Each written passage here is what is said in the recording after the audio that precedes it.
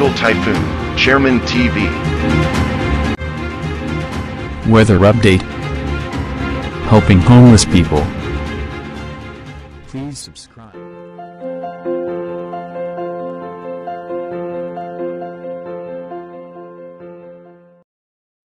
Ang umaga po, ito po ang latest update natin ngayong araw, June 16, 2026.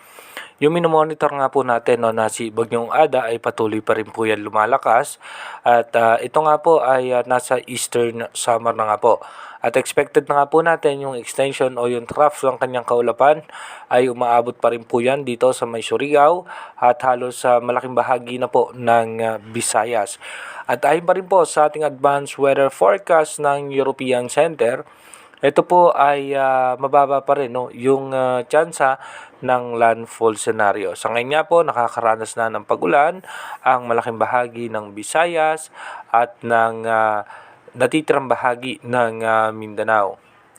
Dito naman po sa ating rainfall forecast, expected na nga po natin, meron na nga pong moderate rain. Dito nga po sa may parte ng Catanduanes at Sorsogon. Ganoon din po sa may Samar, Biliran, Leyte, Southern Leyte, Dinagat Islands at dito nga po sa Surigao del Norte hanggang sa may Agusan del Norte.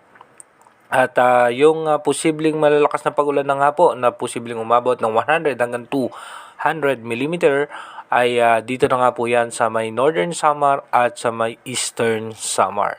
So expected naman po natin bukas makakaranas na rin po ng mga pagulan ang Camarines Norte, Camarines Sur, Catanduanes, Albay, Sorsogon, Masbate, Northern Samar, Samar, Eastern Samar, Biliran, and Leyte.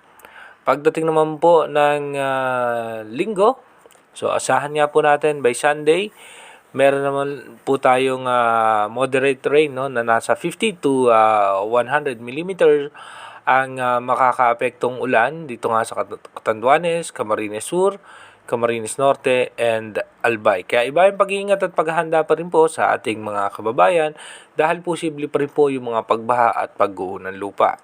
Dumako na nga po tayo sa ating advanced weather forecast. Dito po sa ating advanced weather forecast, bukas nga po by January 17, so expected na nga po natin na sa eastern section na po yan ng Sorsogon. Dito nga po yan sa parte ng Bicol region. Kaya expected na nga po natin yung masungit na panahon sa parte nga po ng Catanduanes hanggang dito nga po sa may parte ng Camarines Sur. At pagdating naman po ng January 18, dito na po yan, nasa eastern section na po yan, o dito po sa may coastal water ng Catanduanes. So iba yung paghahanda nga po sa ating mga kababayan dyan sa Catanduanes. Bagamat hindi magla-landfall itong si Bagyong Ada, ito po ay makakapaminsala pa rin. Dahil kung makikita nga natin yung kanyang diametro, ay abot po yung Catanduanes at ilang bahagi pa ng Bicol region. Pagdating naman po ng January 19, ito po ay nasa northeastern portion na nga po ng Camarines Norte at pagdating naman po ng January 20, nasa eastern section na po yan ng Central Luzon. At pagdating naman po ng January 21, dito po muling lalakas na yung ating northeast monsoon o yung amihan at ito nga po ay itutulak muli pababa. Pagdating naman po ng January 22, ito po ay babalik dito nga po sa eastern section ng Samar at pagdating po ng January 23, ito nga po ay posibleng dumaan na sa kaulapan bilang isang low pressure area.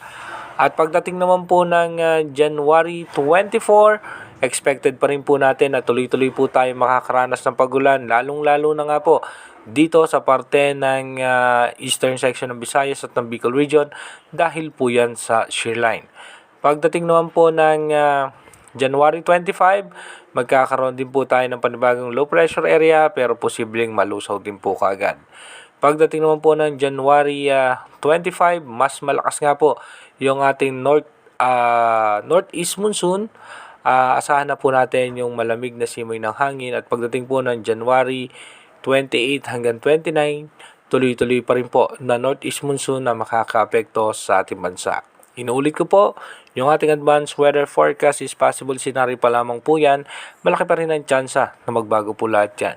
Kaya manatili tayong tumutok sa ating advanced weather forecast para malaman natin yung mga posibleng sama ng panahon na makakaapekto sa ating bansa. Mag-iingat po tayo palagi. God bless po sa ating lahat.